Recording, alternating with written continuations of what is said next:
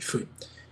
Então, galera, CVM versus FIIs, tá ligado? Basicamente, essa semana, o fundo mais famoso da Bolsa, o fundo que tem mais cotistas na Bolsa, é o MXRF, cerca de 500 mil de cotistas, né? Se a gente lembrar que a Bolsa tem quase 1,5 milhão de cotistas em fundo imobiliário, basicamente um terço de todos esses investidores estão em MXRF. Então, por ser um fundo muito barato a cota, né, R$ 10 e tal, a barreira de entrada é muito pequena, o pessoal acaba indo nesse tipo de fundo sem estudar ele antes. O que aconteceu? A CVM acabou auditando assim, né, notificando a MXRF várias vezes já por resultados incongruentes na distribuição do dividendo e no resultado de fato do fundo, né, em receita que ele recebeu de aluguel. É um fundo de recebíveis, né, só que é um fundo que tem várias permutas financeiras também, o que é algo de muito risco e não muito bem regulamentado em como ele vai distribuir isso aí aos acionistas. Então a CVM acabou notificando o fundo várias vezes até que ela soltou uma decisão que ficou muito famosa. Por quê? Porque todo mundo começou a imaginar como isso impactaria os fundos imobiliários como um todo, né? Não só o MXRF, né? Foi uma decisão de um caso específico, ou seja, a CVM soltou isso para o MXRF, porém, é o entendimento de que isso vai afetar todo o mercado. Basicamente, na decisão, a CVM decidiu que os fundos não podem distribuir rendimentos com base no lucro caixa, tá? Que é um conceito que não existe na contabilidade.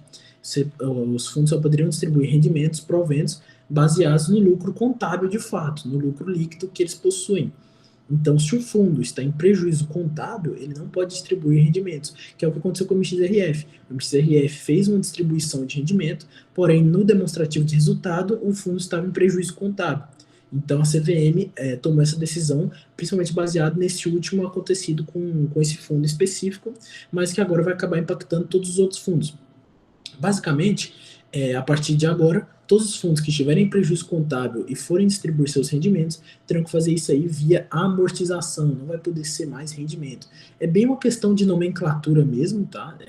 Tipo, amortização, rendimento, são diferentes na nomenclatura, mas o efeito é mais contábil e tributário, para a gente olhar essa diferença. Então, fundos que estão em lucro contábil distribuem rendimentos. Fundos que estão em prejuízo contábil vai estar distribuindo a amortização. Então, a partir de hoje, basicamente, essa foi a modificação. Mas como que eu vou entender se o fundo está em prejuízo contábil, o que é prejuízo contábil e mais? Eu vou tentar explicar isso aí no formato de exemplos. Eu vou trazer 2 exemplos para exemplificar aqui. Eu tenho um fundo que no exemplo 1, ele tem um patrimônio de R$ 1 milhão, tá? Esse fundo, o patrimônio dele é um fundo que investe, por exemplo, em imóveis mesmo, um fundo de tijolo, como a gente fala na bolsa, né? É um fundo de tijolo e esses tijolos, né, esses imóveis do fundo, eles sofreram uma valorização anual, numa próxima avaliação que ocorre todo ano nesse tipo de fundo, de R$ 50 mil, por exemplo. Então, os imóveis desses fundos foram reavaliados e foram reavaliados positivamente em R$ 50 mil.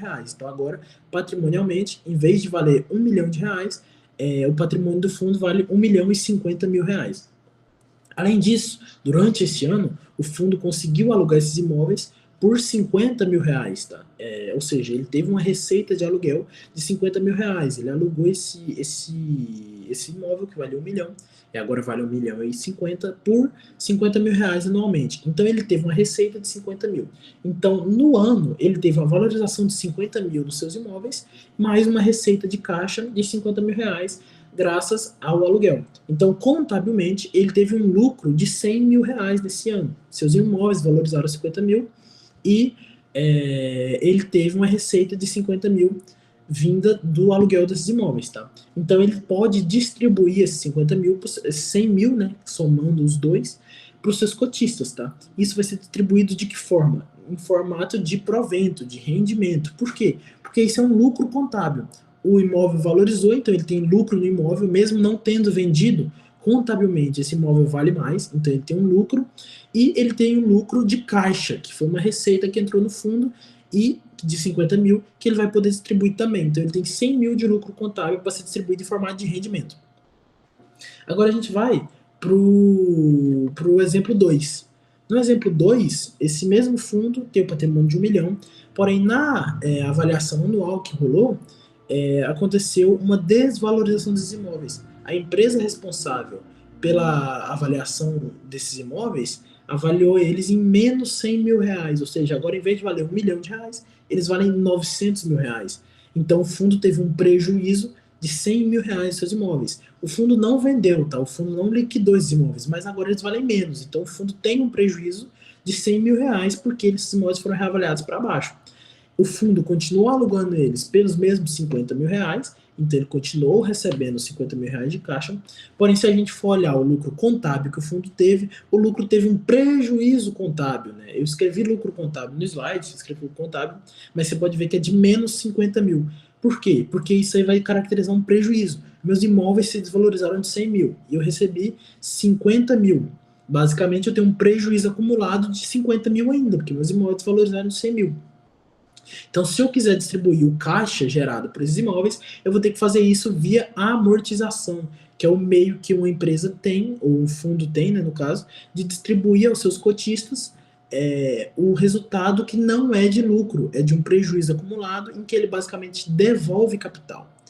Porque funciona assim, quando você distribui o lucro, você está de fato distribuindo um dinheiro novo, entre aspas, que foi gerado por aqueles ativos.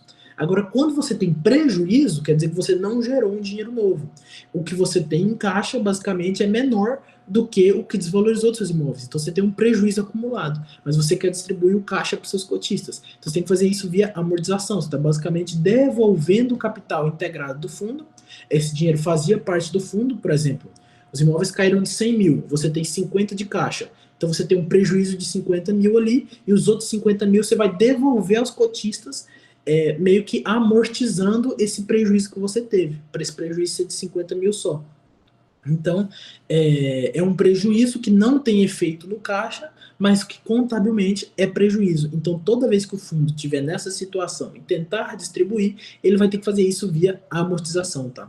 Isso aqui tem efeito tanto na questão dos fundos de tijolo, que podem ser reavaliados para cima e para baixo uma vez ao ano, mas grande parte aos fundos de fundos, né, os FOFs, e os fundos de recebíveis, que os recebíveis são marcados a mercado, então eles têm oscilações muito grandes e frequentes, e os FOFs, que investem em outros fundos que têm variação diária. Então essa variação diária pode determinar se o fundo está em prejuízo ou em lucro.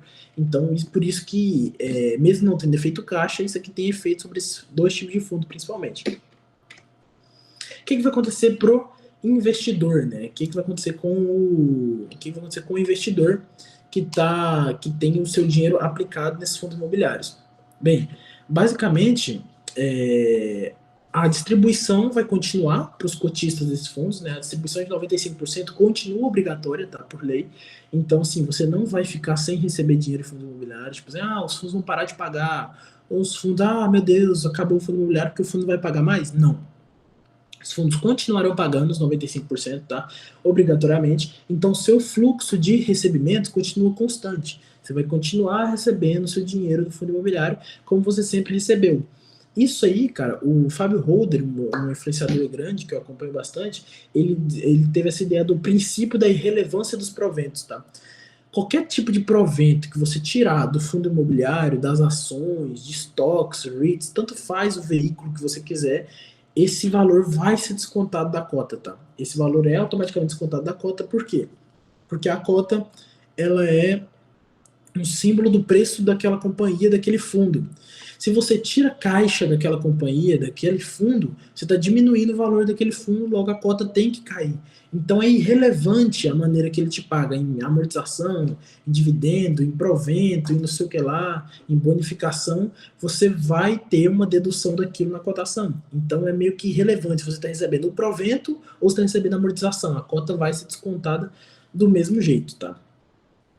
Agora, em relação à mudança assim, do que vai realmente mudar, que fundos em prejuízo contábil vão ter que distribuir a amortização em vez de rendimento, né, mudança da nomenclatura, só que a amortização ela é uma devolução de capital, porque não houve lucro contábil. Então o efeito prático vai ser o quê? Tributário. Que efeito tributário é esse? Vai rolar uma alteração na sua declaração de imposto de renda ou no seu pagamento de impostos em caso de venda, tá? A gente tem que lembrar que fundos imobiliários não tem isenção de imposto na venda, tá? Você tem que pagar se você tiver lucro nos fundos imobiliários de 15%. Então, assim, se você tem que pagar de 15% ou 20%, Então, se você realmente ter que pagar esse imposto, você vai ter que se adequar em relação à amortização. De que maneira? A alteração é no custo de aquisição. Então, basicamente, você vai subtrair o valor recebido na amortização do custo de aquisição daquela sua posição. Então, basicamente, você vai mudar seu preço médio. Se você pagou R$ 100 em um fundo e ele te amortizou em um ano em R$ 10, você vai deduzir do seu preço de aquisição R$ 10, porque é basicamente isso, a amortização é devolução de capital. Você colocou R$ 100 de capital, ele te devolveu R$ 10 de capital. Então, seu preço de aquisição, na verdade, foi 90. Então, basicamente, você reduziu isso. É importante lembrar que isso não vai ter efeito prático, que você vai pagar mais imposto. Por quê? Porque no momento que ele te devolve R$ 10, seu preço médio cai para 90, a cotação dele também cai. Então, se a cotação dele era 150 e ele te pagou R$ 10, a cotação dele vai cair para 140 e seu preço médio cai para 90. Então, a sua valorização continua a mesma, de 90 para 140 ou de 100 para 150. Então, se você for vender ele, seu lucro em cima disso vai ser o mesmo, tá? Então, basicamente, você não vai estar pagando mais imposto por estar acontecendo isso. É literalmente um jeito que a CVM encontrou de deixar as coisas mais claras e mais adequadas, né? Porque nos Estados Unidos já são assim, já é assim que funciona. Então, é importante ter esse esclarecimento de que basicamente não muda no recebimento para o investidor que investe em fundos para recebimento de renda.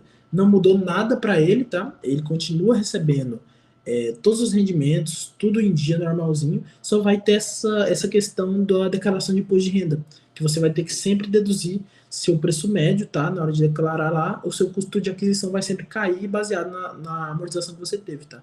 E, óbvio, atentar-se na hora da venda, se você for executar uma venda, você vai ter que pagar imposto, óbvio, porque não tem a isenção, e aí na hora de pagar o imposto, você vai ter que ver que seu custo de aquisição diminuiu, tá? Então, sim, você não pode sempre olhar quanto que tá o seu custo de aquisição antes da amortização, você sempre tem que fazer essa adequação. Mas é basicamente isso que mudou, tá? Então, não vai acabar o fundo imobiliário, não acabou a indústria, vai continuar recebendo tudo normal, só que agora o investidor tem que se atentar para essa adequação do preço médio baseado nas amortizações que ele recebe, tá?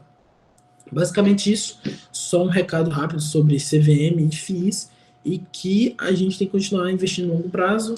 O risco Brasil existe, o risco jurídico existe, e a gente vê nesses momentos que o Brasil é o Brasil por isso, toda hora muda alguma coisa, a legislação alguma coisa muda, então a gente tem que estar sempre atento a essas coisas, tá? Então é basicamente isso.